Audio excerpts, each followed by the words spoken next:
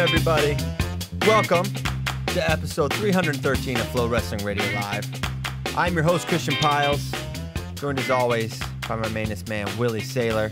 To my right, repping Team Perry, the wrestling nomad. To my left, representing Aaron Rodgers, top 3 quarterback in the NFL these days. Just got himself paid. Richest man in NFL history. Richest man in NFL history. A deserved contract. And it's the 313 episode, so this is the 8 Mile episode, as I believe, who pointed that out? Kyle Brackey? I did, but someone else had mentioned it on Twitter a couple episodes ago. Like a while ago. Yeah, they saw it coming.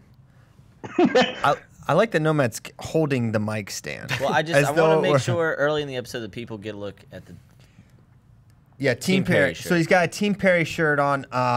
Obviously, if you, I'm sure you've probably heard, hopefully you've heard, because the wrestling community has been doing all they can to get the word out. Rich Perry was involved in a horrible accident at the USA Wrestling team, national team camp, I guess a world team camp. And basically, if you follow the GoFundMe, the lady that organized it's been given some good updates, but the long and short of it, suffered a broken orbital bone, impaled eye at the training camp, was had some issues with the bone in the brain. There's swelling in the brain. He was unconscious. He had to be medevaced to a local hospital. He's got a young family, 3 kids, like a 2-month-old baby. And so he's going to be in California, according to this, the next 3 to 6 months recovering. It's going to be a long road back for Rich. If you don't know, Richard Perry's accolades, wrestled at Bloomsburg, has made the national team, made it this year, beat Downey at Final X Lehigh to earn that spot. But more than anything, and the consistent theme about Rich Perry is awesome, awesome dude. You cannot find someone that can say a bad thing about Rich Perry and that doesn't truly appreciate him for who he is as a person. And for something like this to happen to a guy like Rich is truly, it's tragic. But what's been so cool is the response from the wrestling community. You know, I got to work yesterday, and the GoFundMe was at 12,000, and I looked this morning, and it's up to 72,000 in basically a day. And that's, the expense that's going to be involved with not just helping Rich get back, but the expense of, his family is going to be traveling coast to coast, literally, for months on end. So I just, obviously an emotional thing anytime someone in our community suffers something like this, but the silver lining is how the wrestling community has shown time and time again how they can come together to help out one of our own, and we've certainly seen that with Rich. I really implore everyone to, if you haven't already, contribute whatever you can to the GoFundMe, $1, $5, $10, whatever you can. If you're part of a team or a club that maybe can scrape some funds together and contribute kind of in one big bunch. As Christian mentioned, Bo, Maya, and Zeke.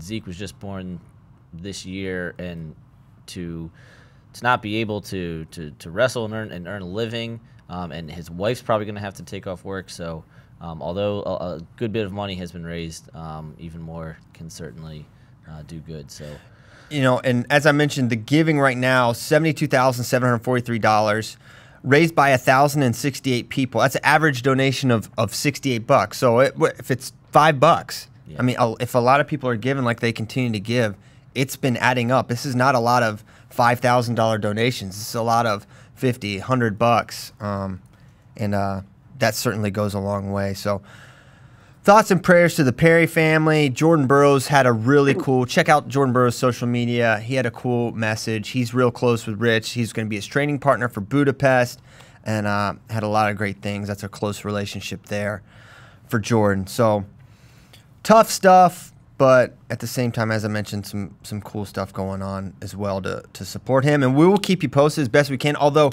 really, the way we're keeping posted is just following this GoFundMe. There were 3 updates yesterday alone. One including mentioning that Richard was standing and smiled yesterday. So, good stuff, but definitely a roller coaster of emotions there. So, I don't know if there's anything else to say on the Perry thing other than we'll keep you posted, and we want to do whatever we can to help.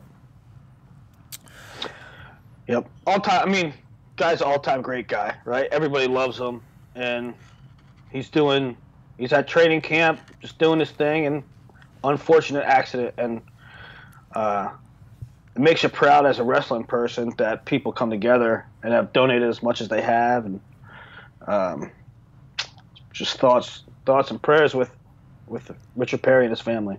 For sure. So, Penn State lineup gonna look different. You know, we've been alluding to the Bo Nickal weight change for a little while now, but as things go, nothing's official till it's official.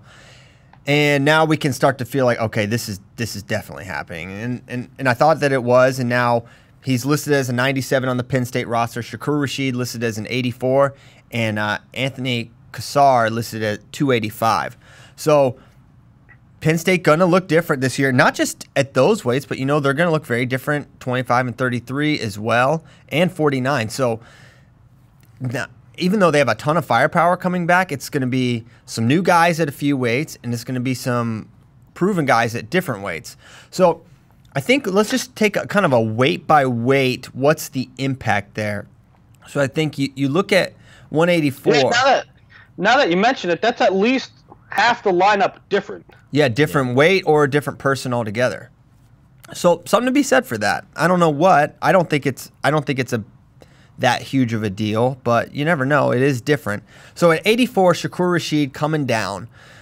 I think what's interesting about this, and as you look for the team race perspective, I don't know how many additional team points this actually gives Penn State, if any at all. Because I think Shakur Rasheed was a legit title contender at 197. I think he can go with the Colin Moores. He had beaten some good guys. Machiavello's gone. Kyle Connell maybe going to be the number 1 ranked guy. I think that's a potential title contender, right?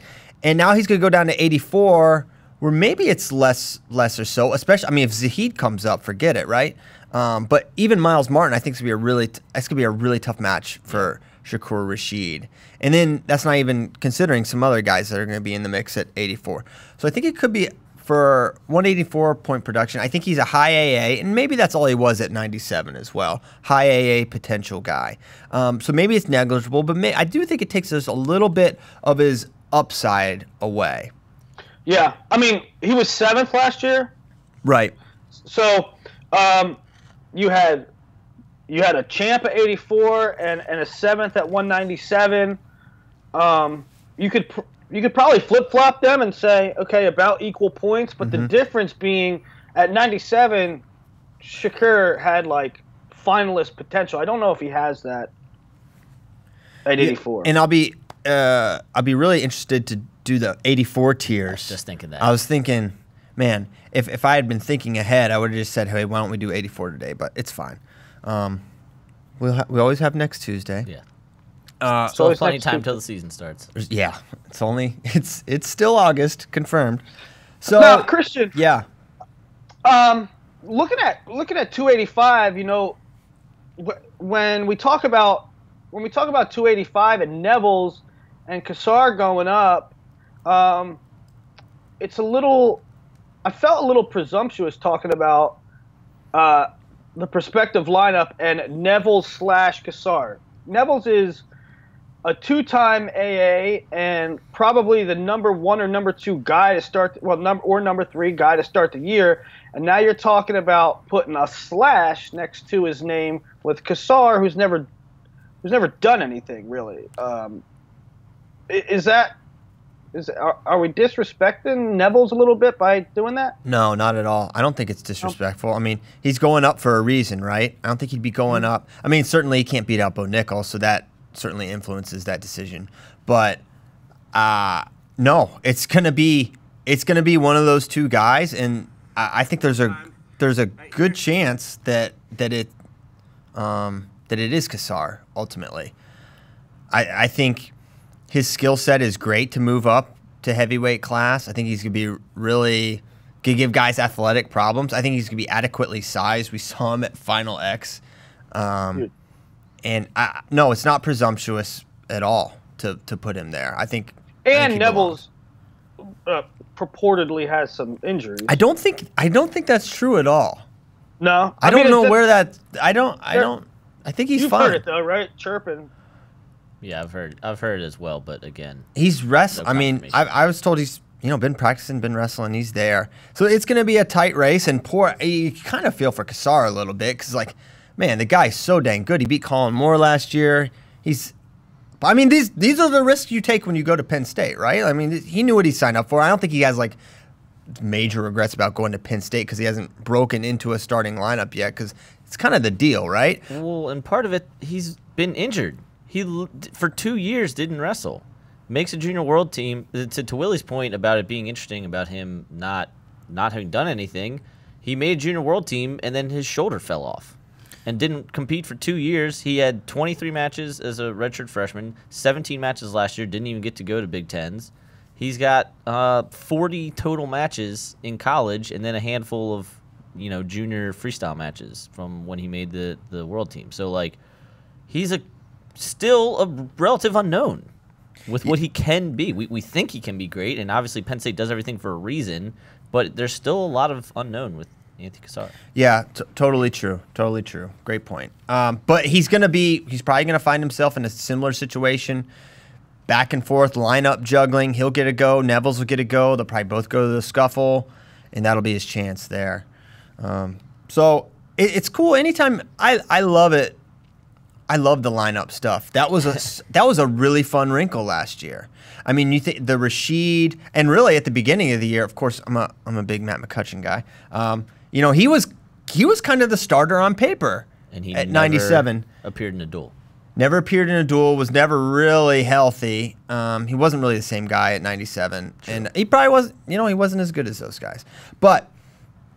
That was a fun back and forth, Rashid, and then Rashid was kind of behind Cassar, and then Rashid pins his way basically through the scuffle and kind of doesn't look back. But then Rashid gets hurt. Then they have that wrestle off where Rashid gets hurt. Cassar gets the nod against Ohio State and beats Colin Moore, and then it's like, wow, now what do we do? I still think you can call me conspiracy or kooky, whatever. I still think it was decided at the scuffle, and for whatever the rest of the year was, I know it seems odd, like why would you decide the scuffle and then keep going back and forth, and including have him against the biggest match of the year, have Cassar go, but I don't, for whatever reason, I think it was decided at the scuffle, and I'm with Christian. I think that's going to be the determiner for Cassar and Neville's. Did you want to talk about all of the gray shirts that are confirmed now? I actually wanted to talk about 97. Okay, because we haven't even discussed that. Bo Nickal up at 197. Now, I think where this could be good and where the extra points could be coming, if Zahid comes up, I mean, on the one hand, we saw in 2016, Zahid had his way with Bo Nickal in a freestyle match. Yep. Now, I don't know what to make of that, but all I can say is there's no one as good as Zahid Valencia at 197. And if Zahid's coming up to 84, which is not yet confirmed, that's going to be a tougher go because you got Miles Martin, who's beaten him twice, and then you're going to have Zahid Valencia, who can certainly beat him and has beaten him before. So in that way, it helps. But then you have Colin Moore back, Kyle Connell back, Preston Weigel if he can get healthy. But I don't see. Yeah, Darmstadt, of course. Willie Miklas is back. I think there's going to be some really fun. There's some really fun wrestlers in there for Bo, and I think there's going to be some really nice exchanges. But I think he's a lot better than those guys, and I think he's probably looking at another undefeated season. The guy's lost one match in 2 years, I believe, and it was the Miles Martin semi at Big Tens. But he's beaten Gabe Dean. He was undefeated last year. Had the most money pin maybe of all time. The interesting thing last year is, like when I was doing those HOD rankings, is average time spent on mat. So like pins and techs, right? You get off the mat quicker. Spent less time on the mat than Zane. I'm pretty sure he had like absurd. I think he had an under 20-second pin. Yeah, he had a bunch of first period pins. It was like immediate. It was a home duel. I remember watching. Yeah. And I think the question, because I feel like we don't think about Penn State guys as strong because they don't necessarily look the part. I mean, aside from Zane, I guess, they don't necessarily look the part, and they supposedly don't cut much weight. But I feel like they're all completely underratedly strong, and Bo won't have terrible strength issues at 197. No question. You know? And they all are. They're all absolutely functionally beasts. Strong. How about Right. this? 8 pins last year in under a minute, including an 11-second pin. 11 seconds. Time me. And Was that against Max Lyon? It was against Buffalo. Buffalo Brett Soldier. Perry. Oh, that's right. That was the one where the ref slapped him at and then was like, I called that a little quickly. Yeah, that's right. And there was also a fall in a minute and 9 seconds. Wow. So, I mean, 8 pins last year in under a minute. 9 pins under 109. Yeah. That's Crazy. ridiculous. So yeah, I mean, yeah, these guys are functionally very strong. Ed Ruth, I mean, he's kind of a lanky guy, but obviously extremely powerful. Stupid grip strength. David Taylor, yeah. all Size these will guys. be fine. Size will be fine. I think Now, do you think that Nickal going 97? Does that spell any? What does that mean for his freestyle career? That's what I'm trying to think about. All right, so 86. I was told, yeah, he's at 86, right? He has to be. Yeah. And if you told me he could go 79 again, I don't know if this is a move of. I don't feel like he's like, man, I need to go up and wait. I've been cutting too much. I think he's just like, I don't know, maybe he just wants to go up. Because I was told when he was, is he wrestling freestyle or not? Someone was like, oh, he might be too small for 86. Which doesn't really make sense if you're going up to 97. So I don't really know how truly big he is, but he has a body that certainly you can move him up and be fine. He's got a good frame. So It's pretty much a wonderland. wow. How about how about the guys down low, Christian? With the other changes, What Gavin, RBY? Yeah. You know what's interesting to me is that I forgot about Jack Davis. I don't know. Maybe they throw Jack Davis out there. It is and patently save the absurd Redshirts he's on listed at both. 125. Oh, really? Yes. But it's a slash. He's one of the slashers. There- 125, 133. It's absurd. Everything I heard is that he, like, any struggles that he had were in large part due to weight cutting and not like actually wrestling related. You mean at SEM last year? Yes. I gotcha. So, yeah, I mean, I can't imagine. Yeah, maybe they throw Davis out there in some early duels, but Now maybe it was I can't hypothesize or imagine he's ever really the guy, someone that's actually considered to like man the post. I mean, over Gavin or even Teskey. I was just extremely surprised when I saw that. I was like, They took the. You know who they took the slash away from? Brady Berge. I'm pretty sure Brady Berge was a 49/57. They're like, nope, no more slash. You know where to go. Figure it out. We're putting it on there. We're putting it on the website. Remember- No Yeah. swag. remember when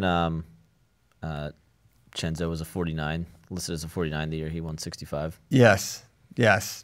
Remember he missed weight at the scuffle by 20 pounds. ballpark 20. Remember when he was listed at 49 and he missed weight at 65? I don't know if that's quite true, but it was basically true. Okay, so that's Penn State. No weights What? listed. So I looked back to see, if, like Christian said, he was listed as 49/57.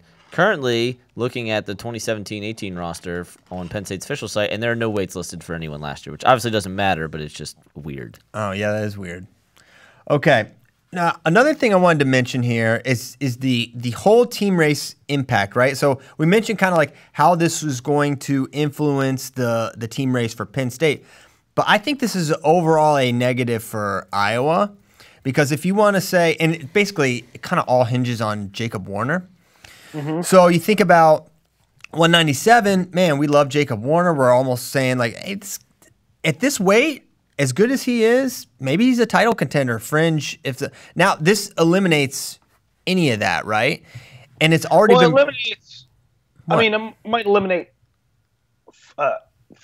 title contender, but maybe not finalist contender, does it? well, and you also lose an opportunity to outplace Penn State in a way. Outplace them, yeah. So you lose that, and you're already at 84. Whether it was Bo Nickal or Shakur Rashid, Cash Wilkie is inferior to both of those guys. So that you already know it's going to be rough at 285. So I think this, in how it impacts Jacob Warner, is overall a negative for Iowa. The other thing it does, God, Kale's a wizard. The other thing, so now you start looking at seeds, and now you go, okay, well, Warner will probably likely have a guaranteed loss at Big Tens, and he took some other losses last year. Now, maybe that's just because he was a freshman, and he completely rights the ship, and he just has one loss. But you stub your toe once or twice. Now you're a 4 or 5 seed. Now you go from finalist to 3. Yeah, I mean, truly, a top 5 seed for Jacob Warner would be pretty impressive for a freshman year. When you consider there's a lot of really good, we don't think this weight is especially like good, but there's 5 or 6 really tough proven guys. I feel like the reason we think it's not good, completely relative term, wrestling fans, we know that all Division I weights are good. I don't know that. Is because there is so much variance. Like Kyle Cannell gets teched by Preston Weigel during the year, and I know Preston was hurt at the end of the year, and then Kyle Cannell gets 3rd and beats Colin Moore twice at NCAAs. Like, there is an insane level of variance in this weight. There is, but that's not the reason. The weight was bad last year. Yeah. You have the variance because of that. Yeah. There's no variance at 149. Zane just wins, right? Spoiler, there's not a lot of variance at 74 coming up. Oh, yeah. This weight has – I'm highly troubled. Looking at these tiers, I'm searching – the annals of FloWrestling, trying to find some other 74s to put in there. I think I actually am a little encouraged because I think there's a few talented guys in there that we can be excited about. So that's the Iowa impact as I see it. I think it's just strictly Jacob Warner. Who you going, Christian? This is kind of off the cuff. Well, who you going as the number 2 team in the country next year? I think it's Iowa. It's Iowa. But certainly Oklahoma State. I mean, I know they were 13th last year. They had 3 8th placers. I just don't see that again. 2 years ago they had 8 All-Americans and a national champion. They had a really good team. I just don't see them having 2 years where they just never get it together. I don't see that. And they're going to be 10 nasty, which maybe I guess you could maybe say that for Penn State potentially. They're going to have a potential blue chipper at every weight, but not going to be able to say that for Iowa, I don't think, next year. So I think Oklahoma State could be, but I think Iowa has Spencer, right? And that's just such an advantage. Penciled 25 points. You start with 25 points and then, see where you wind up. So I'll say Iowa, number 2 right now, but certainly I'm very respectful of Oklahoma State coming into this year. I'm firmly ensconced in the Iowa's number 2 camp, as I said when we did the Penn State Whiteboard War and when we did the Oklahoma State Virtual Whiteboard War, that Penn State is miles ahead of everyone else. Ohio State is a comfortable 2, and Oklahoma State should be 3. Yes. So that's the team race as we see it. Let's do some 174 tiers. What do you say? Tiers for fears. Okay. So I'll read them. I'll read the first 3 tiers, and then we will discuss. Tier 1 is Mark Hall. Similar to 165, there's a Nittany Lion all by their lonesome. And this is assuming, since there's no Zahid Valencia in here, Nomad's assuming that Zahid's going up. So if that happens, certainly, Zahid's not in here. But if he was in there, he would be tier 1. Would you put Zahid in a tier by himself? No. No. That Mark's too close. I think that's right. But I think it is a consideration. After their 2 matches last year, you could say, man, maybe he's just widened it enough, but Mark Hall's just got that. I believed right up to the NCAA finals that Mark Hall was going to beat Zahid for no other reason than he was Mark Hall and he just wins matches. I will always pick Zahid against Mark for basically now until the end of time, but if I'm wrong every single time, I would not be surprised. Because he's Mark Hall. It's Mark Hall. Yeah. Maybe you should pick Mark then. You should pick Mark. It's a good point. Okay, so Mark's on his own. Tier 2, Miles Amin, Daniel Lewis, Michael Kimmer, Jordan Cutler, Chandler Rogers / Jacoby Smith. And then Tier 3, Taylor Lujan, Mike Labriola. I love having Labriola in there. All about that kid. So for tier 2, so for some of these weights, and I think that was kind of your complaint with I think it was 165. The way I did the tiers was like, okay, tier 1 is national title favorite, or these are the guys that can win national title. Tier 2 is either then who can make the NCAA finals, which I believe is how this one is constructed, who can face Mark Hall in national finals, or it's who are surefire All-Americans. And so for this one, it's Mark Hall is the overwhelming favorite, and then one of Miles Amin, Daniel Lewis, Michael Kemmer, Jordan Cutler, and whoever Oklahoma State rolls out will be his finals opponent. And then tier 3 is these guys should be All-Americans, but it hasn't happened to Taylor Lujan yet, and Mikey Labriola is a freshman. So for sure. Now, can I ask what is the are there tea leaves to be read? What's the latest on Zahid? Is it just we're going with our gut? Was there any indication whatsoever? I believe he's going up. Me too. I believe he's going up. But if he stayed down, I mean, it's not a big cut for him either. I think it's just like a 2020 choice for him to move up to 184. Now, another thing this does, another way these lineup changes shift the team race. I mean, think about Mark Hall goes from a decided underdog to Zahid at 174 to the overwhelming favorite at a weight. And the potential team points benefit there is, 4 to 5 points potentially extra for Mark Hall's point scoring potential. So that's another little wrinkle in this weight change of Palooza that we're gonna have this season. So additionally, I love Mike Labriola, as I mentioned, but looking at tier 4, I don't see a ton of potential for guys to break into that tier 3, tier 2. Well, so here's the one for me, and Nathan Wynn got a little. This guy got a little sleeping on Leidy. You didn't even give me a chance to point out that Leidy beat Labriola twice last year at Midlands, and Leidy Tidy breaks the tidy. The Miles Amin win. We'll now he also had a bunch of losses, so that's why I was hesitant to put him in tier 3 with Labriola, who is an absolute blue chip recruit. I know he beat him twice, and Lujan, who is also a blue chip recruit, number 13 on 2015 Big Board. And I want to talk about Lujan a little bit in a second. Why are we talking about blue chip recruits for Taylor Lujan? The guy's been in college 3 years.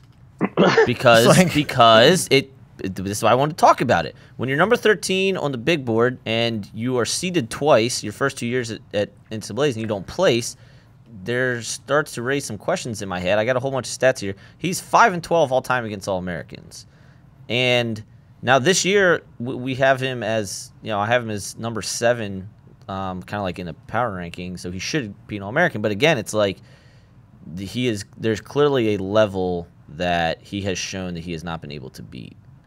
Yeah, I mean, I agree with that. But but I was just thinking number 13 on big board implies that he should be in tier 2 like solidly by now. Well, yeah, I agree with that. But what if I throw you a curveball here? Hunter Bolin. I agree. Hunter Bolin. No. What if David McFadden wrestles 74? I've thought about that a bunch. I just don't know why he would do it. Because it actually works better redshirt-wise for their team. Redshirt-wise? Yeah. Because then Bolin. You can redshirt Bolin. Yeah. Or you can wrestle Bolin. But then he doesn't need a but redshirt. It just kicks the can down the road because then you still, what do you do with Bolin next year then? Yeah. So, yeah. Yeah, I don't understand moving him. I think he's a 65. I think he could totally move up, no problems, and be a solid All-American at 74. And I think the same at 65. I think it's like second or third best guy at either weight. Honestly, he literally beat Daniel Lewis at U23s. Yeah, but I mean Daniel Lewis' best position's top. Yeah, it's true. And that's not. McFadden gets away, but he's not great there. Miles Amin. And you consider Miles Amin's arc. I don't know, man. I think Miles Amin is a very tough matchup for McFadden. I love that kid. He is excellent. Man, I don't know. I don't agree. I don't agree that he's the second or third best guy at 174. I think Kimmer is a really tough matchup because I think Kimmer's like maybe a slightly better version of McFadden, and he could definitely scramble with him. I think Cutler's a tough matchup for McFadden for sure. I still don't know where Kimmer slots in as far as I can tell coming you. up. I know, but coming up Ahead of 2 Daniel weights is Lewis. a little different. Coming up 2 weights is a little different. And then Cutler or Amin has taken some loss. I mean, we already mentioned the Lighty lost. He lost to Cutler during the year, which he then avenged NCAA. So during the year, Amin takes some losses, but I bet heavy on him at NCAAs. That's why I have him number 2 here. Yeah. He beat me. He beat Lewis in the 3rd place match. So Yeah, I mean, I love Kimmer, obviously. I think he's for sure a finalist contender. I think he could be the second best guy this weight. And just to put a bow on McFadden, think this would be a tougher weight for him. I think there's some really good guys in here that present very specific David McFadden problems. How these ranked like in any order, Nomad, or you just put them in here in the tiers? Based on like, who you hate the most. Tier 1, Tier 2, and Tier 3 are what I believe the rankings are. Tier 4, you can move around a little bit, but that's pretty solid. But then once I get Tier 5, it's just like that's qualifier type guys. Daniel Lewis. Yeah, dude, going up 2 weights when you're not a national champion is not. Didn't Chandler Rogers beat Daniel Lewis last time they wrestled? He has beaten him multiple times. But I also don't know if Jacoby is the guy. Yeah, well, Daniel Lewis can drop a little bit too. I'm not mad at he hasn't won. He hasn't won the final match at NCAA's. He's gone 4-6-4, which I don't know. Chandler Rogers was 8th last year at 65, so Daniel Lewis did better at a higher weight. I know. I don't know what that matters. I don't like that. Losing your last match every year. I mean, who'd he lose to? I'm not sure who the last year was mean, but I don't know who the previous 2 years were. Let's do a mean. No, I'm not saying they're bad losses. I'm just saying that continual trajectory of losing in the placing round, I don't personally like it. Okay. So it raises some questions. So it would be better if they had won that match in your eyes? Duh. All right. Trying to figure out where you stand. Okay. Chandler Rogers is 3-1 against Daniel Lewis. Then yeah, put Chandler up higher. Put some respect on his name. So you think Chandler should be 3? No. No, he I definitely think should Daniel not. Lewis should be lower. Okay, so who do you think should be 3? So you think Cameron should be 3? I don't know why you hate Daniel Lewis so much. Daniel Lewis is freaking awesome. You think he's better than Michael Kimmer? He could certainly beat Michael Kimmer. I don't think so. Man, See, this tier 2 is stupid. No, it's not. Not stupid, but like I don't think it's clear. It's actually really fun. I don't think it's clear. I think it's no. I agree. It's fun. We're arguing about it and disagree. Yeah, but I don't know that any tier 2s were clear. No, they're not clear. Some of them are. I mean, that's the fun of it. Right. Yeah. No, I agree. So let's pick some names of guys that we like, that you're excited about coming this year. Brandon Womack returning All-American, buried in Tier 5 Because he went 0-2 at NCAA. by the Wrestling Nomad. He wasn't seeded and went 0-2 at NCAA. Why is he in tier 5? He was unseeded because he was bad last year, basically. Only because he was But bad in he the regular. He AA'd at 65, correct? Yeah. He only struggled last year during the regular season and NCAAs. Oh. And for that, Nomad buried him. Shame on you, Nomad. But I feel like you just give him a little. You can't put him up there with Matt Finesilver and Hunter Bolin and Daniel Bullard. He's not in that tier? Sure. Here, I'll do it right now. All right. Yes. Moving and shaking, baby. Boom. You got I'm excited to see Anthony Mantanona. I am so. It was only a matter of time before someone brought him up. Anthony Mantanona is an electric factory. He talks to people during matches. He's not Austin DeSanto talk to people during matches, but he's very interesting guy. There's a lot of question marks about him, but it's gonna be a fun ride. Anthony Mantanona versus Chandler Rogers this year. Oh no, that is bedlam. Yeah. Anthony Mantanona is one of the singular most talented kids I ever saw in high school. Just like, you just watch 30 seconds of a match, like, this kid, he's best kid in the gym. And then he would And he lose also to... goes for it. He has unbelievable physical gifts. Yes. Out of this world stuff he can do. And he's got some real power behind it. Like when he put Trent on his back in the first 20 seconds of Flonats. Yeah. He's nasty. And he's pretty good on top too. He's got really nice half bar stuff. He's got potential. I could see him really struggling this year too. There's a little Anthony to him though that worries me. Anthony? Valencia. Oh.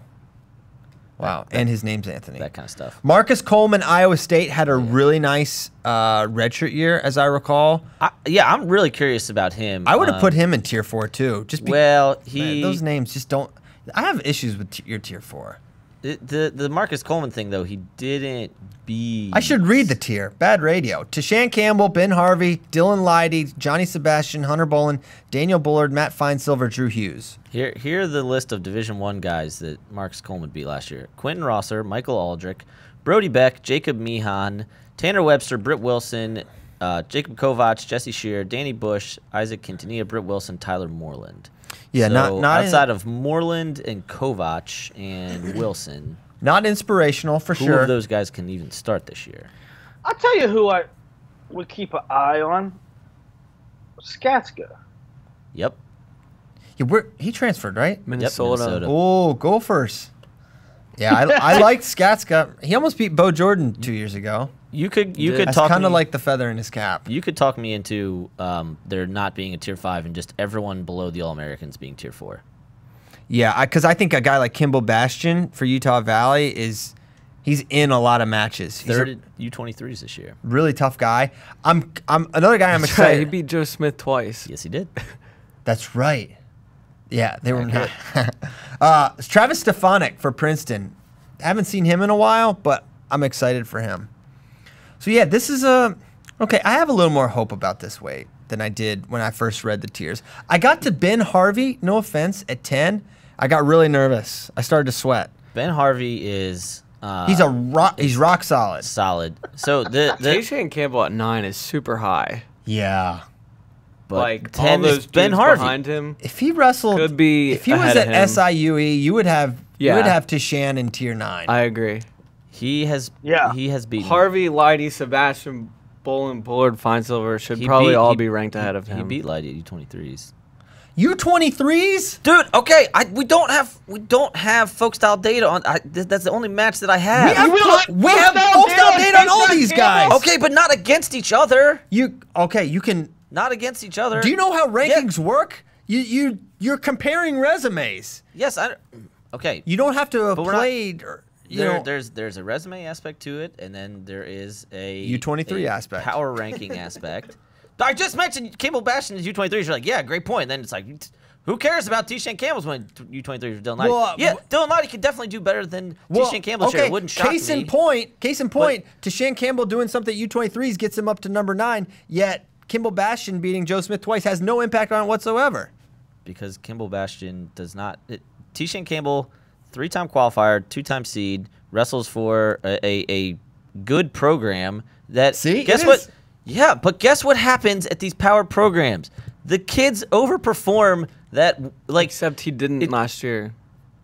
I mean, the year before. he was like. Well, he's only been there a He year. was like a 10 seed, Oh, yeah. and he did what 10 seeds do. Like, he scored 1.5 points. He was. You said they overperform. Yeah, because he's not actually. I don't think he's actually there, but I think all of those guys are about the same.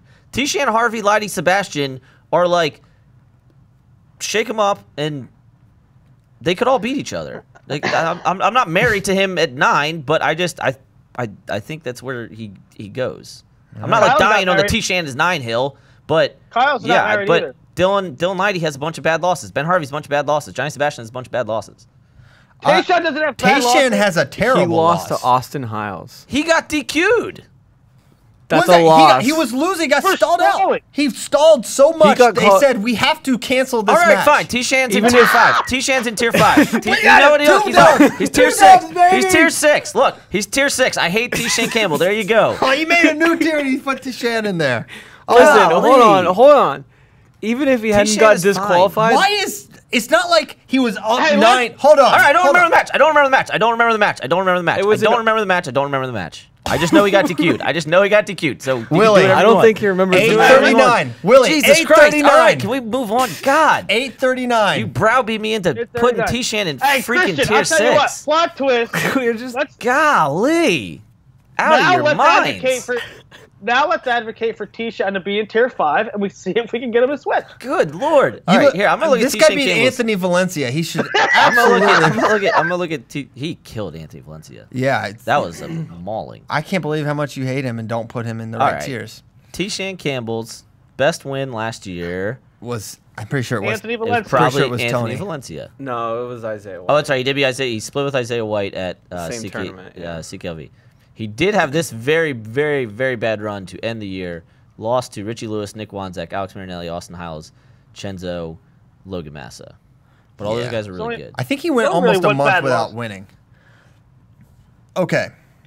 Now that we figured out Tashan at 8:40, why don't we? Any other Dylan 174 thoughts? Mighty can All-American this year, folks. Wouldn't surprise me. Always aggressive. Yeah, I believe can't that. wait for Ursland to get his first. Get that thing rolling. They're on their way. His losses last year in NCAAs were Mark Hall and Jordan Cutler. Ouch. That's unfortunate. That's unfortunate. But turns out all the best guys are at NCAA. But then, like, he's lost to Johnny Sebastian. It happens. And got murked by Kocher and lost to Christian Brucky. So, All right. like, Question from JJ Safarite. Sounds like a jeweler. All right. Why is more not being made? Right? Sounds like that's a jeweler name. Why is more not being made of JB's record-tying pursuit of most World Olympic Championships by an American held by John Smith? Which hurts his coverage more, Rio 2016 or the meteoric rise of Kyle Snyder? because they're not Seems more consecutive. should be done here. So here's why I think this is. Because one, if he gets, let's say he gets 6 right now, nobody is going to put him above John yet, right? You don't get to, you're not even tied with him really, because when John goes 6 for 6 in a row, and you have losses in there, and you have years, and you had 2014 you didn't win, you have 2016 you didn't win. It's like this isn't the time where Jordan cements his legacy. Even if he wins this year, it'll be something we mentioned. Yep, now he's tied with John, but he's not above John, right? Well, Two, the good other point. reason is we know this is not the end of his run either. We know we're going to be judging him by 2018, 2019, 2020 at minimum, right? He's in through 2020. So everyone kind of knows, all right, let's see where the dust settles. I don't think this is Rio related. And it's certainly not Kyle Snyder related. Jordan is still probably a bigger draw, more popular than Kyle Snyder. I just think it's more of a footnote right now than like, this isn't Cal Ripken breaking Lou Gehrig's record, right? And it's not Derek Jeter on tour, right? Like Jordan, this isn't Jordan's last go round. Right. Tip of the cap. Now, that being said, too, I don't understand the question, kind of like, why isn't more being done about it? Like, when is anybody supposed to do, what you mean, why isn't it on ESPN or? I think he means USA Wrestling, FloWrestling. Yeah. And he said, JJ Safarite, our favorite jeweler, said that he's like, this is not a Flow criticism. He's like kind of just curious why we're not making a big deal about this. I just don't. But there's so big of a gap. I'm sure we'll mention. We'll do something with it when the problem is that Worlds was 3 months away from anything else. It's on its island, and we'll talk about it when it gets there. But you're 100% right. If he gets it, he ties John Smith. John probably gets the nod on consecutive. Also, it's not Jordan's last swan. It's not a swan song. Also, not that it's not Kyle Snyder related, but I think we all assumed Kyle to be in that mix at some point. Yeah. To me, it's the consecutive thing. This is nothing against Jordan Burroughs, but just he got a bronze and a DNP in there. But because listen, it's really hard to win 6 in a row. Like, only 7 people have done it, or 6 people have done it. Like, yeah, but if you're saying GOAT, I agree with you. But if you're saying GOAT status and Jordan gets 6, I'll still vote for John for the consecutive stuff. But if Jordan gets 7, then I go with Jordan. The other thing is Olympic golds. John has Two. two for and two. Jordan has one, and Olympics are now you can take a like I know when Brock was here, he did kind of something on Jordan and how it's harder now because there's multiple Soviet countries and it's line bracket and random draw as opposed to pool where like the best guy's always going to come out. But you could take a nuanced look and go 6 years or 6 titles, 8 years, the whole of it, the random draw aspect. 6 losses over the course of 8 years, whereas John also had that many losses, maybe even more. So you could take a nuanced look and say that he's better, but if you just look at accomplishment, the consecutive and the 2 Olympic gold makes it hard to put Jordan on just raw accomplishment over. And John another Smith. thing you can say about it is, if you think Jordan's the GOAT, which, like you're kind of mentioning and alluding to, and like Brock has done some work on this, whether got 6 right now or not, that might not influence whether you think he's the GOAT, if you think he's the greatest of all time, because there's maybe a case for it, like we're mentioning. So it's like not that magical number 6. You're saying, well, look at the guys he's beaten, look at the era he's wrestled in, etc. Eras, ball Ball draw, cumulative scoring, same day weigh-in, like lots of Obama and Trump administrations. Obama and Trump. So you can absolutely make a case that Jordan is the GOAT. It's just I think. Yeah, the consecutive, the 2 Olympic gold, and the fact that it's not his last year kind of maybe draw that down a little bit. I'm not convicted that I will say he is the GOAT, but I still think Baumgartner gets left out too often. What that dude did was amazing. Yeah, talk 15 about medals is hard. longevity. Blake Olson, would Pico have won 4 titles if he wrestled in college right out of high school? Why did you even entertain Yeah, I this say give it question? to him right now. Just give him those 4 trophies. If you want to crown him, then crown him. Yeah, no, he would not have. No. He would have been a 57, and he would have lost to Nolf and Aymar, probably. Aymar. And if he was at 49, I'll say it. I think Zayn ultimately It's a much beats him in folk different style. match in folk style. Yeah, Aymar and Pico, 57, beat the ever-living hell out of each other. that would have been rated R wrestling match. Yeah, I don't really even want to entertain the question. I think it's Why? unfair I think it's unfair. unfair to those guys went out and did it. I mean, It's a hypothetical, Willie. How would Henry Cejudo if he had gone to college? Just why not talk about it? Our entire show is hypothetical. I don't know why this is like all of a sudden disrespectful. well, I don't know. Zayn did it. I think he was helped by the fact that after his freshman year of high school, he wrestled 10, 12 matches a year. I think it did help his body hold up a little better than some guys. I mean, we have umpteen examples of guys who were incredible prospects when they were young and then over-wrestled and their bodies fell apart. So I don't know if that would have happened to Pico, but it is in the back of my mind that it could have contributed had he continued on like a regular folk-style path. Okay. Which of the following U.S. World Team members would have the best chance of winning a world title if they had to bump up a weight class? JB at 79, Dake at 86, Cox at 97, or Snyder at 125? I think it's pretty obvious. JB has the best chance. Yeah, that's my first. Snyder has the second best chance. Dake has the third best chance. Jaden has the fourth if Sajaliev's at 97. Yeah. I think that David would have an okay chance. At 97? We're 92. talking Olympic weights Oh, 92, sorry. because Oh, yeah. I would pick Dake. Because I would I'm gonna tell pick you him right to win now. 92 right now. He's beating no Sharif offense to anybody. 92 is not good. 92 is it's a bad weight class. Worldwide, Worldwide West. off. Okay. Sharifov's the favorite, and David has beaten him. David can win that. Yeah, David would win 92. Adam Fraunfelter. Stop laughing at Adam's last name. Jeez. The names on this show. They are interesting. We do get some. You learn some new names. Brad Brad C. C. Brad C. word. Jeez. Mike C. Wait, not that C word though. Right. Yeah, It's a different just C word, Different guys. C. Does end with a T, but it's not that one. Not guys. Come on. How good is Basic Bo Nickal? We know his scrambling funk is amazing, but his low single high card series at times look to be top of the line as well. I think his reattack stuff is honestly his best weapon. Yeah, he is a really good scrambler. He's really good upper body.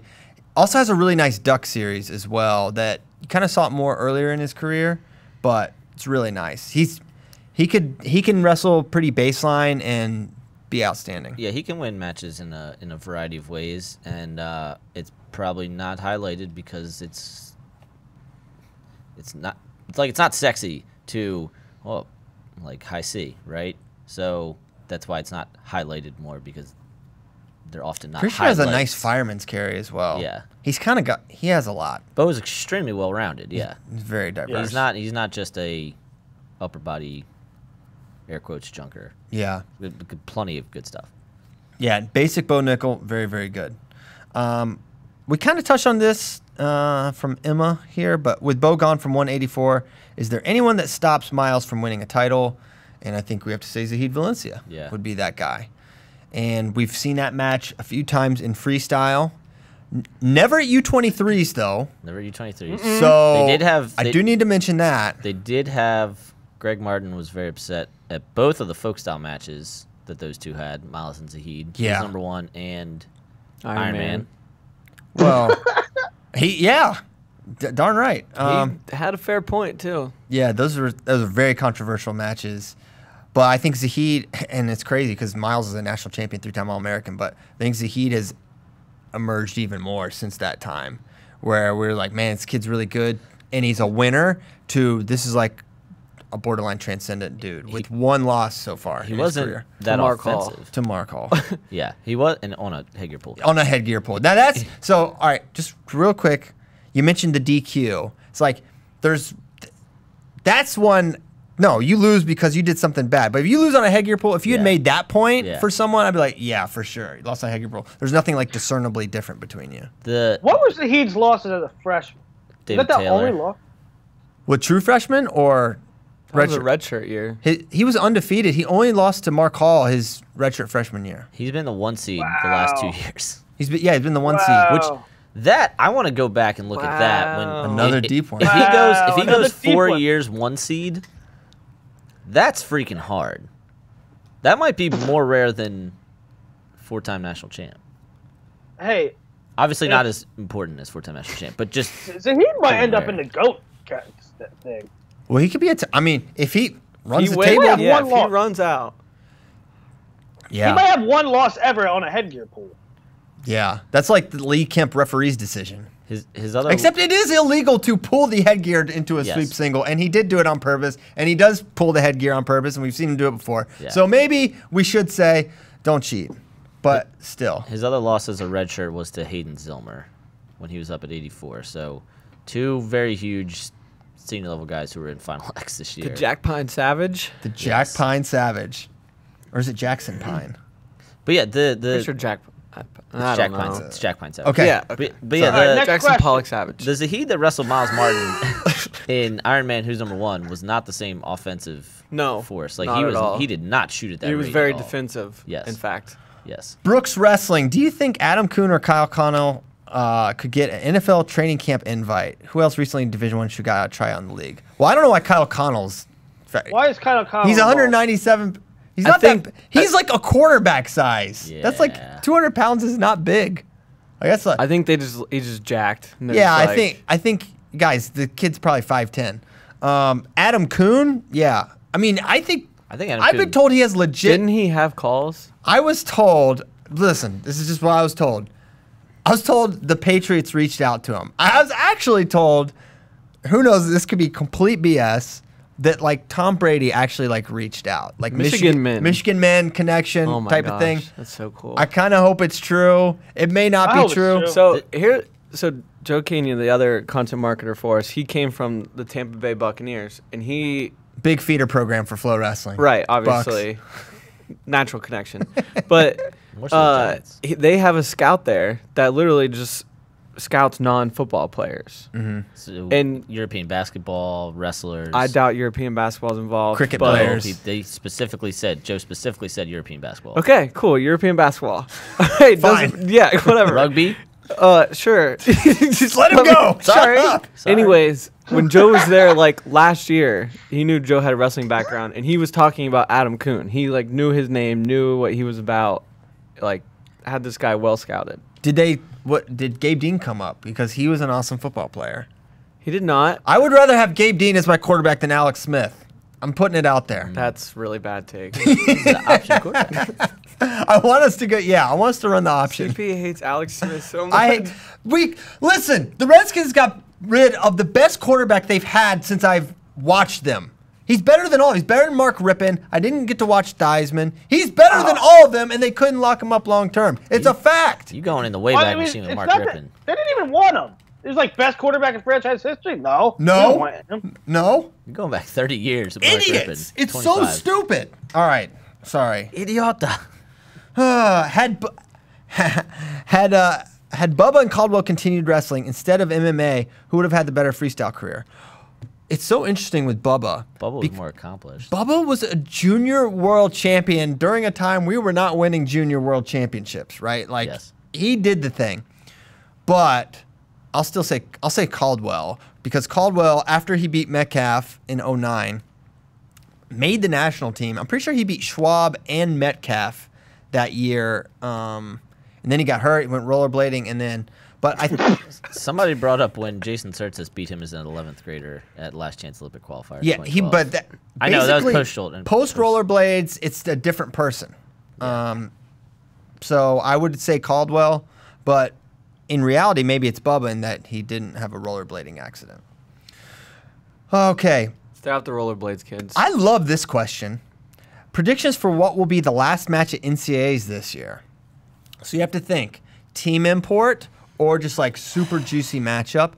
If it's, golly, a part of me thinks it could be 125. If there's anything interesting at all. Now, if Spencer's just killing everybody and he beats Dayton badly, it won't be that. But I think just like his insane star power, if there's a rival in there, I think that would be an awesome one to end with. I think if it's Spencer Dayton, exactly. Even if he did beat him 7-1 at the duel or something, like both those guys have an insane star power. It's Iowa, it's Oklahoma State. Mm-hmm. They're two junior world champions. I mean, that's another thing they sometimes go for is like who's putting the crown on a great career. Like they didn't do that for Zane for obvious reasons because he had 84. 84 was so obvious, right? 84 was just like for a million reasons last year the one you got to do.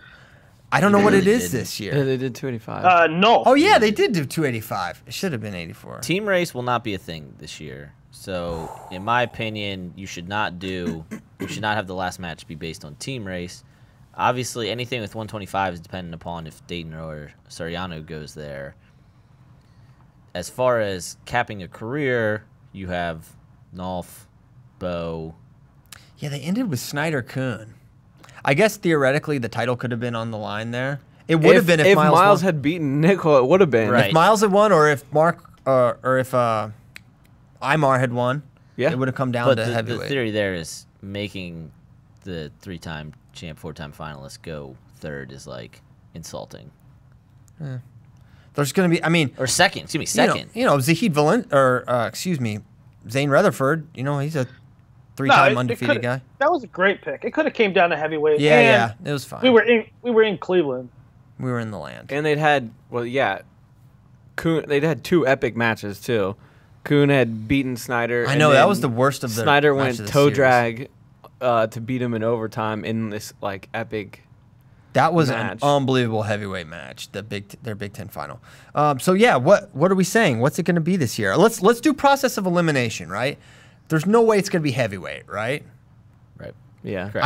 I don't see any way it's 97 unless I don't see it being 97. No. Unless Jacob Warner's the truth and maybe it's Warner Nickal. That would be kind of insane. You could go, but I'm saying you could go 97 with career capper. Yeah, you could go career capper, but you could also do that with Nolf. 84 has a strong possibility with Zahid Miles. I could see that for sure. I could see 84. I don't see 65. No. I don't see No. 41. At all? No. I mean, Yanni who? Yanni who you put it at the last? The kid's a sophomore going for his second. Yeah. Again, it could be a cool match. Ironman, maybe. Yeah, Yanni Ironman. I put 41 over like 33, 65. Well, 33, what if heavyweight. it's Gross Soriano? What if it's Dayton Soriano? What if it's Gross Dayton? I don't think they put any of those. Dude, Gross. I would love that. Gross Soriano. Gross Soriano, if they haven't hit each other and they've just been like destroying everybody, because I don't know where they would hit. I don't think they would hit they anywhere. won't. Right. Dude. So that would be pretty awesome. That's kind of. And I want that would match. be I just nice don't think they're going to end on it. I would end on It it. would be nice to, it would be cool to have a South Dakota State as the finale. Yes, I would love that. 49. I could see that two one. I returning could see finalists 25. and a I champ. could see 84 if it was Zahid and Miles. Not 49 for sure. And I don't, no disrespect to Nolf, but why would, unless someone emerges at 57, it would be really anticlimactic to end with 57. Yeah. My vote right now is 84. Yeah, mine too. I'm kind of hoping. I'm hoping it's 25. I'm But hoping that. the team race is a thing. You know that something will emerge. 25 and 33 just have like That star. so many different variables it could be though, because Yes. it just depends on what way Dayton and Soriano go. Something will happen, right? A storyline will emerge throughout the course of the season. Because I mean, if Kyle would have beat Adam Kuhn handily 3 times last year, it might not have been a good one to end with. I still think Right? Like, they end on it.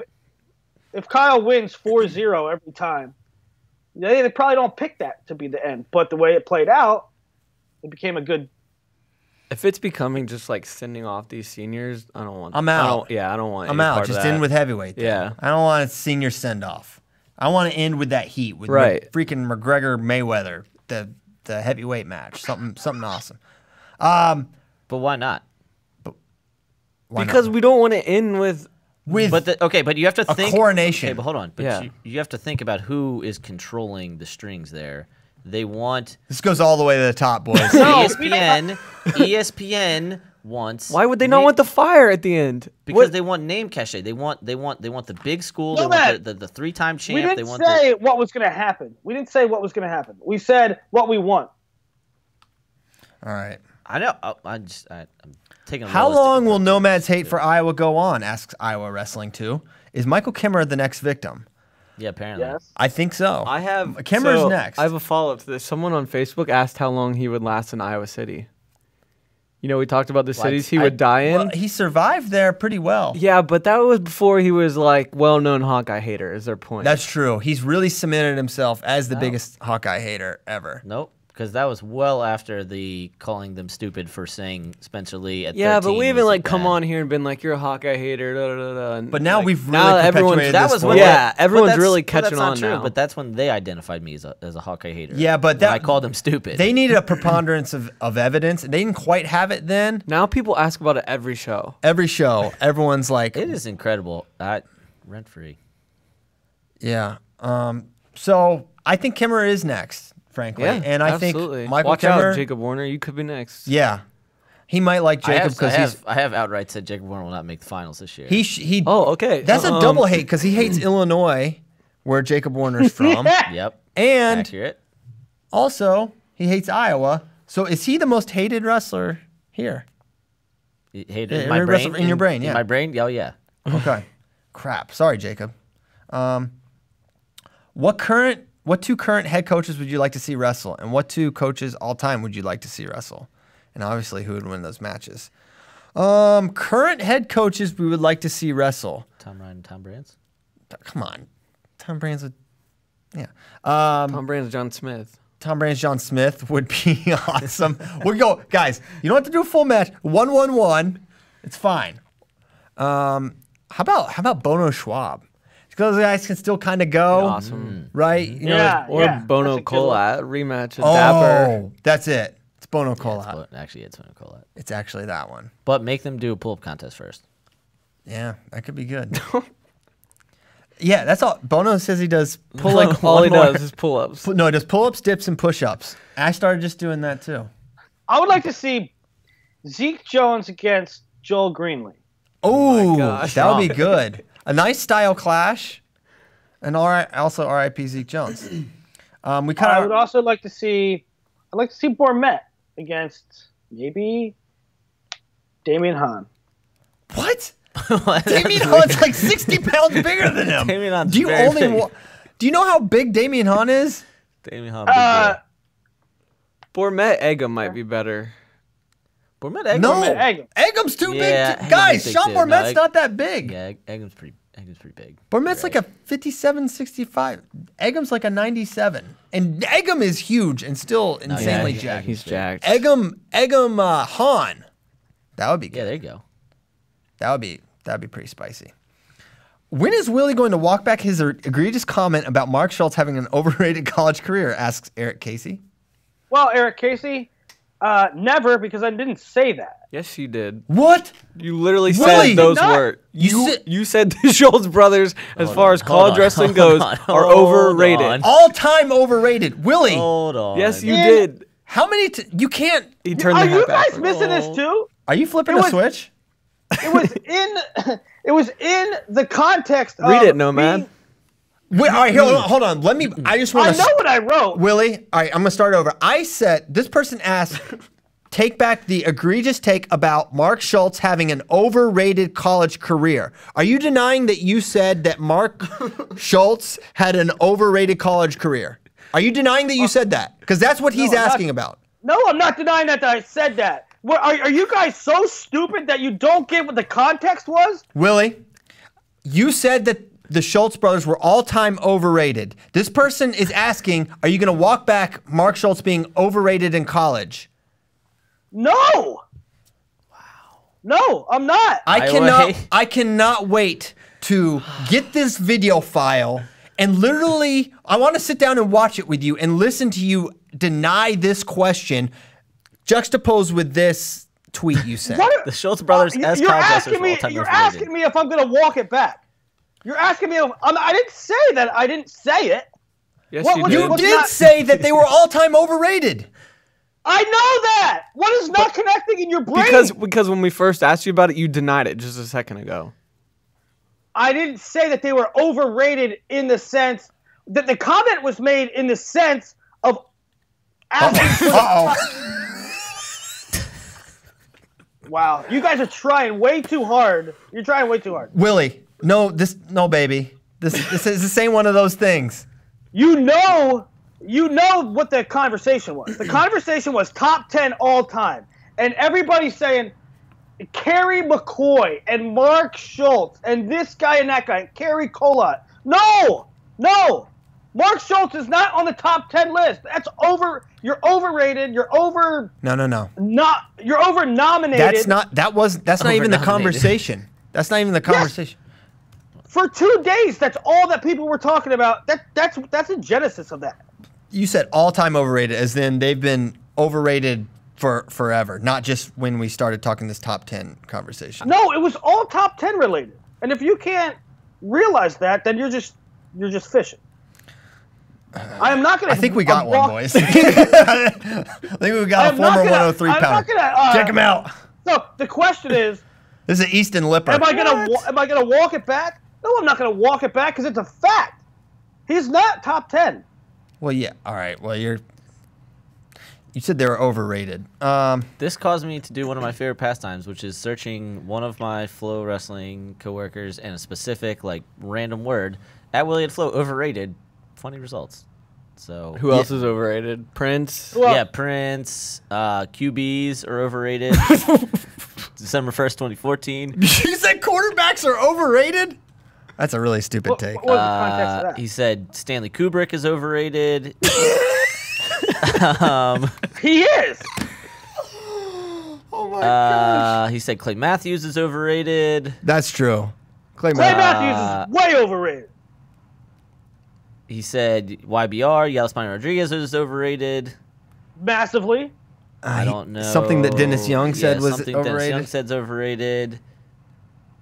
Yeah, Wow. good stuff. That was quite. I'm right on like everyone. The only one that was wrong was maybe quarterbacks. I don't know what that was in reference to. Yeah. It could have been. Name one that was wrong on that list. Quarterbacks and Quarterbacks. Mark Schultz is properly rated, in my opinion. I don't think there was a large clamor for him to be in the. Music is a really hard It thing to was- say overrated. 'cause Christian, it's- there was just like that everyone's tweet was personal literally opinion. in response. What are you talking about? That tweet was literally in response to somebody asking him for be on the GOAT list. So how can you say it's not related? Why does it take Iowa so long to announce their schedule? Well, it's not just Iowa. Why does it take every team so long to There's, announce? Here's I all mean, it is. half the schools, D1 schools' schedules aren't out. Look that's Matt McDonough's burner account. Shane, he could have come up with a better. Hey Matt, you could just I would have McFarland maybe your last name instead of McDonough. No, so I think it's a wrestling thing, right? This doesn't happen in NCAA football because it's big business. If we were big business, if it was big time college wrestling, they'd have been out long before. But no one's pressing them. The athletic departments aren't like, get this schedule done. We need to do this so we can do season tickets and all this nonsense. They don't have that, it's kind of symptomatic of where wrestling is right now in the NCAA landscape. In the last week or two, I have seen. So I went to JMU. JMU announced their 2025 FBS opponent. I'm seeing tweets about the Big Ten's rotating. Wait, you went to JMU? Yes, the Big Ten's rotating. Did you know that? Rotating 2025 schedule for their football. Football is crazy set in advance, but I do think I think that's a good point, Christian. But I do think now season tickets and mat side seats and things like that are becoming a little more common. So hopefully that gets sussed out sooner rather than later. Please. Why? sus. Why though? Why? Why is it that hard to get your schedule together? A lot of it, I think, is so like Big Ten teams. A lot of it's Big Ten setting the TV schedule, and it seems low priority to set a wrestling. The coaches are the ones that are doing this schedule. They're bargaining to get the weekend set just right. They want to have it's kind of a negotiation, right? Where we'll go when. How does this match up with this weekend? How does this work with our periodization? It's a puzzle that they're trying to put together. Sure, a lot of schools too are having to work with men's and women's basketball because you're competing in the same facility. Volleyball, a lot of schools have volleyball. I don't know, man. But that's a sport. It's It might September. carry over a little bit. Yeah. I mean, we don't have Iowa, Oklahoma State, and Penn State. It's kind of crazy. Yeah. The season's in 2 months. It's egregious. I know. That's what I'm saying. It's September. There's literally the season ended. Let's say the season ended April 1st. April, May, June, July, August, September. I mean, half a year. They just still haven't figured it out. There's literally a thread on BWI. When does the PSU schedule normally come out? And the Tom McAndrew guy who runs the Blue and White Illustrated forum for Penn State has, for the last 20 years, the date that Penn State's schedule came out, which is patently absurd that you have that information, but it's anywhere between late July and like beginning of September. All right, so we're in that time frame. We're in that time frame. Hey, so we're getting close to the end. A couple teases for because I like to do my teasers. Okay, number one, watch Who's Number One the show. Willie and I did yesterday. Where your coach should be on Saturday, and I believe we'll have an accompanying article that I'll probably do today. Probably with that. I hope so. I'll write it today. I thought the plan. Well, yeah, and then we're gonna hit that Friday 8 p.m. sweet spot. Well, no, if I write it today, we can run it. We can run it like 6 or 8, and then. That's what I just said. Oh, it's Thursday. Yeah. And then I was working on this yesterday, but they're not done. Hodge power rankings for next week, or save it for later. I'm all in on Hodge talk. Love a good Hodge power ranking. Hodgepodge of Hodge talks. Hodge talks. All right, Travis in the command center control room. You can play our outro music, brought to you by ASICS. No, I like it. I like saying your name, Travis Peter, famed production mastermind at Flow Sports. Thank you guys so much for tuning in to Flow Wrestling Radio Live. Thank you to Willie Saylor for always spicing up the show. Thank you for Wrestling Nomad for your 40th through 45th minutes and doing the cheers. You guys completely. Thank you to Kyle Brackey. Thank you to Kyle Brackey for carrying the Flow football. This man came in for FRL. He's going to get on a plane to Atlanta, Georgia for the Freedom Bowl, which will have a lot of good high school football. If you like that, check it out. Friday night, all day Saturday, 12 teams from around the country, 4 top 25 teams, about 53 star and above prospects. Good all stuff. in the name of freedom. Thank you to ASICS for sponsoring Flow Wrestling Radio Live and wrestlers worldwide. Thank you for giving Dagestan those cool blue ASICS shoes that they all wear. That was cool of you. And we'll be back next Tuesday. Lord willing. Thanks, Lord willing. guys. See you next time.